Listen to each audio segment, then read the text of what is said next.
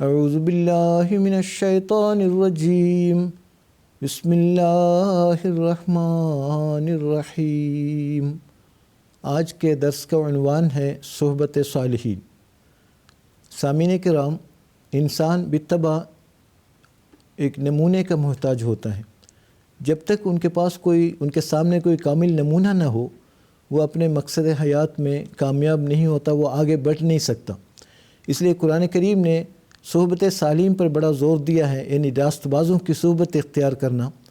جو ہم دیکھتے ہیں، جو قرآن مجید میں جو سورہ فاتحہ کی تعلیم دی ہے، جس کو ہر مسلمان ہر پانچوں نماز میں، اس کے علاوہ نوافل میں بھی اس کو دہراتا ہے، اس میں یہ بتایا گیا ہے اہدنا الصراط المستقیم۔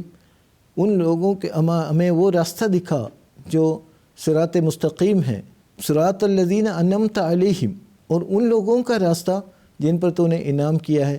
پھر آگے ذکر آتا ہے من النبیین والصدیقین والشہداء والصالحین، اس کی تشریح کسی اور جگہ۔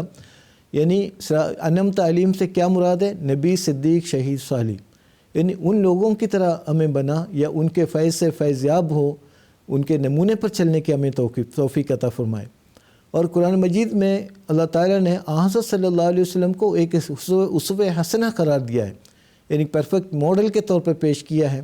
فرمایا لقد کان لکم فی رسول اللہ اسوۃ حسنہ، کہ یقیناً رسول اللہ میں تمہارے لیے ایک اسوہ حسنہ موجود ہے، اس کی پیروی کرو۔ پھر یہ شرط لگائی کہ ان کنتم تحبون اللہ فاتبعونی یحببکم اللہ، اگر تم اللہ کی محبت حاصل کرنا چاہتے ہو تو آن صلی اللہ علیہ وسلم کی پیروی اختیار کرو۔ گویا صحبت صالحین، نیک لوگوں کی، راست بازوں کی صحبت اختیار کرنا کہ بہت زیادہ اس کو اہمیت حاصل ہے۔ اس کے بغیر کوئی انسان نہ دنیا کے لحاظ سے نہ دین کے لحاظ سے کوئی ترقی نہیں کر سکتا، اس لیے کہ ان کے سامنے کامل نمونہ موجود ہو، تب وہ آگے بڑھنے کی ان کو ایک ترغیب ملتی ہے۔ اگر کوئی نمونہ نہ ہو تو انسان اپنے وہ سست روی کا شکار ہو جاتا ہے، ہمت ہار بیٹھتا ہے، اور ان کا راستہ مشکل ہو جاتا ہے۔ اس لیے قرآن مجید نے جہاں بجا صحبت صالحین کی مثال دے کر یہ بتا دیا ہے، صحبت صالحین کی اختیار کرنے کی تلقین کی ہے۔ اور حضرت صلی اللہ علیہ وسلم کی بعض احادیث بھی، بعض ارشادات بھی ہمیں اس سلسلے میں ملتے ہیں۔ ایک تو یہ ہے کہ ہر بچے کے بارے میں کہا گیا کل مولود یولد علی الفطرہ، ہر بچہ جو پیدا ہوتا ہے وہ نیک فطرت پر پیدا ہوتا ہے۔ فَأَبَوَاهُ يُحَوِّدَانِهِ أَوْ يُنَصِّرَانِهِ أَوْ يُمَجِّسَانِهِ، ان کے والدین یا اس کا ماحول جو ہے ان کو عیسائی بنا دیتے ہیں، یا مجوسی بنا دیتا ہے، یہودی بنا دیتا ہے۔ اس کا مطلب کیا ہے؟ مطلب یہ ہے کہ اگر انسان کو نیک صحبت میسر نہ ہو تو وہ ان کی صلاحیتیں کند ہونے لگتی ہیں اور خراب ہونے لگتی ہیں۔ اور اس لیے قرآن کریم نے بارہا اس کی طرف توجہ دلائی ہے کہ صحبت صالحین اختیار کرو، نیک لوگوں کی صحبت اختیار کرو، کیونکہ صحبت کا ایک اثر ہوتا ہے۔ پھر انبیاء کی بعثت کا بھی اصل مقصد یہی ہے کہ لوگوں کے سامنے ایک نمونہ پیش ہو، جیسا حضرت صلی اللہ علیہ وسلم کے بارے میں نے عرض کیا ہے، اسی طرح تمام انبیاء کے بارے میں بھی قرآن کریم نے بتایا ہے وَجَعَلْنَاهُمْ أَئِمَّةً يَهْدُونَ بِأَمْرِنَا، ان سب انبیاء کو میں نے ائمہ بنایا ہے، یعنی ایسا نمونہ، کامل نمونہ جس کی اقتداء میں لوگ آگے اپنا روحانیت میں آگے سفر کر سکے۔ وہ یہودون بامرنا، جو ہمارے حکم کے مطابق لوگوں کی رہنمائی کرتے ہیں۔ تو انبیاء علیہ السلام کی بعثت کا مین مقصد کیا ہے؟ کہ لوگوں کو تعلیم کے ساتھ ساتھ ایک نمونہ بھی ہو۔ جو تعلیم انبیاء لے کر آتے ہیں تو اس کا عملی نمونہ وہ خود ہوتے ہیں۔ تو صحبت صالحین بہت ضروری ہے۔ جب انسان کی صحبت خراب ہوتی ہے، وہ انسان اپنے جادے مستقیم سے دور چلے جاتے ہیں، وہ اپنے مقصد سے دور چلے جاتا ہے۔ حضرت اقدس رسول اللہ صلی اللہ علیہ وسلم ایک اور جگہ فرماتے ہیں المرء علی دین خلیلہ فلینظر احدکم من یخالل، کہ انسان، آدمی جو ہے نا اپنے قریبی دوست کے طریق پر چل رہا ہوتا ہے، اس لیے وہ دیکھیں کہ وہ کس کے ساتھ اس کی دوستی ہے، کس کے ساتھ ان کا اٹھنا بیٹھنا ہے، کیونکہ انسان بالطبع جو ہے تو دوسرے جو صحبت سے متاثر ہوتا ہے، اور وہ اسی لیے نیک صحبت اختیار کرنے، نیک دوست اختیار کرنے کی طرف توجہ دلائی ہے۔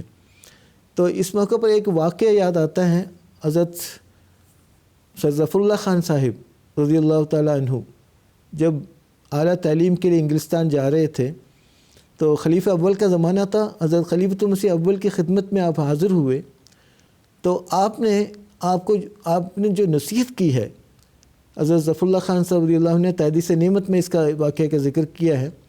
ایک تو یہ فرمایا کہ آپ جب جائیں گے، ایک تو یہ ہے کہ آپ جو ہے نا روزانہ یا کوئی ٹائم مقرر کے آپ مجھے خط لکھتے رہا کریں۔ دوسری جو اہم ایک دعا جو سکھائی ہے آپ نے، فرمایا کہ اللہم ارزقنی جلیسا صالحا، یہ دعا کرتے رہنا ہے، یعنی اللہ تعالیٰ مجھے نیک ساتھی عطا کر، نیک دوست عطا کر۔ تو اس واقعے سے بھی ہمیں پتہ چل جاتا ہے کہ نیک صحبت کا کس قدر اثر ہوتا ہے، کس قدر اس کی اہمیت ہے انسانی زندگی کو کامیاب بنانے میں یا وہ ان کو اپنے مقصد سے ہٹانے میں۔ صحبت کا بڑا اثر ہوتا ہے، اگر نیک صحبت میسر آتی ہے تو وہ نیک بن جاتا ہے، اور جب خراب صحبت ان کو نصیب ہوتا ہے تو وہ انسان خراب ہو جاتا ہے۔ اس لیے اسلام نے ان پر بڑا زور دیا ہے۔ ایک حدیث میں حضرت صلی اللہ علیہ وسلم نے بڑی پیاری مثال دے کر اس بات کو یوں سمجھایا ہے، فرمایا کہ انما مثل الجلیس الصالح و جلیس السوء کحامل المسک و نافخ الکیر فحامل المسک اما ان یحزیک و اما ان تبتاع منہ و اما ان تجد فیہ ریحا طیبۃ و نافخ الکیر اما ان تحرق ثیابک و اما ان تجد منہ ریحا منتنۃ۔ بخاری و مسلم دونوں میں ہے۔ یعنی برا جو ہم نشین ہے اور اچھے ہم نشین، برے ہم نشین اور اچھے ہم نشین کی مثال عطار اور لوہار کی ہے۔ عطار کے پاس بیٹھنے والا بیٹھے گا تو وہ تجھے تحفہ دے گا، یا کم از کم تو اس سے خرید لے گا، یا کم از کم اس کی خوشبو تو تجھے پہنچے گی۔ تو اسی طرح جو لوہار کے پاس جو بیٹھے گا تو اس کو کیا فائدہ ہوگا؟ کپڑے جل بھی سکتے ہیں، یا کم از کم اس کی بدبو تو تجھ سے پہنچے گی۔ تو اس مثال سے حضرت صلی اللہ علیہ وسلم نے کس قدر واضح رنگ میں فرمایا ہے کہ ہر مومن کو چاہیے اپنے دوستی اختیار کرتے ہوئے، صحبت اختیار کرتے ہوئے ہمیشہ ان لوگوں کے ساتھ دوستی کریں، ان کی صحبت اختیار کریں، ان کے ساتھ اٹھنا بیٹھنا ہو جو نیک ہو۔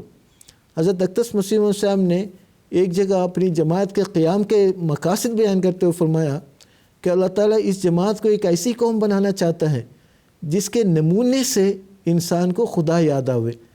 تو صحبت کی جو صحیح مثال، جو تعریف حضرت اقدس مسیح موعود صاحب نے یہ بیان فرمائی ہے کہ ایسی صحبت ہو جس کے پاس بیٹھنے سے انسان کو خدا یاد آوے، یعنی ایسی جماعت ہے جس کے پاس بیٹھنے والا اللہ تعالیٰ کو یاد کرے، اللہ تعالیٰ کے جو حسن و احسان کو یاد کرنے والے ہوں، یعنی ایسی مجالس کو ہمیشہ اختیار کرنے کی ضرورت ہے۔ حضرت اقدس مسیح موعود صاحب فرماتے ہیں جو شخص شراب خانے میں جاتا ہے، خواہ وہ کتنے ہی پرہیز کرے اور کہے کہ میں نہیں پیتا ہوں، لیکن ایک دن آئے گا وہ ضرور پیے گا۔ بس اس سے کبھی بے خبر نہیں رہنا چاہیے کہ صحبت میں بڑی تاثیر ہے۔ جو شخص نیک صحبت میں جاتا ہے، خواہ وہ مخالفت کے ہی رنگ میں ہو، لیکن وہ صحبت اپنا اثر کیے بغیر نہیں رہے گی۔ ملفوظات جلد 8 صفحہ 247۔ وآخر دعوانا ان الحمد للہ رب العالمین۔